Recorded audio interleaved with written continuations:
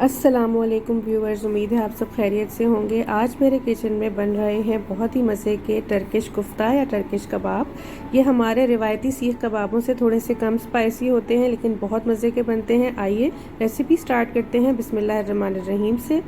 2 अदद हरी मिर्चें, 6 अदद लहसुन के जवे, इन्हें मैंने चॉप कर लिया था, बारीक नहीं पीसा। 1 अदद लाल रंग की शिमला मिर्च मीडियम साइज़ की चॉप की हुई। 1 अदद मीडियम साइज़ का प्याज, इसे भी मैंने चॉप कर लिया है। और अब हम इन दोनों को एक प्लेट में रख लेंगे एक साथ ही। और अब हम इन्हें निचोड़ के अच्छी तरह स्क्वीज़ करके इनका पानी निकाल देंगे। ये अमल करना इसमें बहुत ज़रूरी है। इसके बगैर आपके कबाब जो है वो टूटने का ख़तरा बहुत ज़्यादा होता है। तो ये मैंने निचोड़ के रख लिए हैं। इसके अलावा इसमें जाएंगी कुछ ड्राई स्पाइसेस, जिसमें गरम मसाला पाउडर 1 टीस्पून या फिर whole spice powder, sumac powder 1 teaspoon जो एक अरबिक स्पाइस है लेकिन अब पाकिस्तान में भी मिल जाती है आसानी से, 1 टीस्पून पेपरिका पाउडर, 1 टीस्पून ज़ीरा पाउडर, 3/4 टीस्पून लाल मिर्च का पाउडर, नमक 1.5 टीस्पून या हस्बे जायका, कुटी हुई लाल मिर्च आधा टीस्पून, ब्लैक पेपर पाउडर आधा टीस्पून और धनिया पाउडर 1 टीस्पून इसमें जाएगा। तो ये थे ड्राई इंग्रेडिएंट्स। इसके अलावा इसमें मैंने कीमा ले लिया है, लैम्ब मिक्स मैंने लिया है जिसमें 50 ग्राम के करीब फ़ैट शामिल है।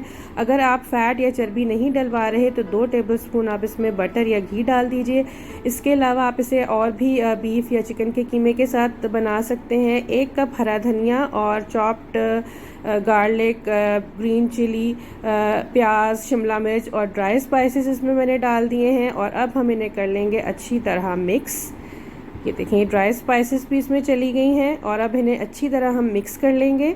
और मिक्स करने के बाद इसे तकरीबन हम आधे से 1 घंटे के लिए एक तरफ रख देंगे सेट होने के लिए।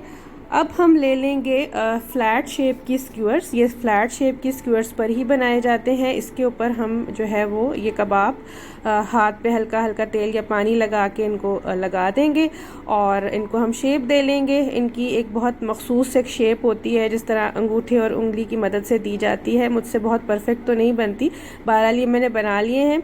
और बारबेक्यू अगर आप नहीं करना चाह रहे तो आप ग्रिल कर लीजिए। मैंने एक रफ से पैन में बेस में नमक डाल लिया था तो उस पर भी मैं बना रही हूँ, दोनों तरह से मैं बना रही हूँ।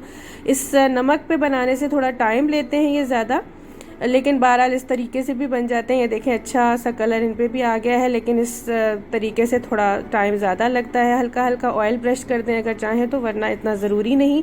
और ये कबाब हमारे बनके तैयार हो गए हैं और बहुत मज़े के बने हैं। इनको मैंने फ्रेश सैलेड के साथ सर्व किया है और आप भी ज़रूर बनाइएगा, ट्राई कीजिएगा, मुझे बताइएगा कि ये कैसे बने। आपका फ़ीडबैक मेरे लिए बहुत इम्पॉर्टेंट है। और चैनल अगर आपने अभी तक सब्सक्राइब नहीं किया तो वो भी सब्सक्राइब कर लीजिए। इजाज़त दीजिए, अल्लाह हाफ़िज़।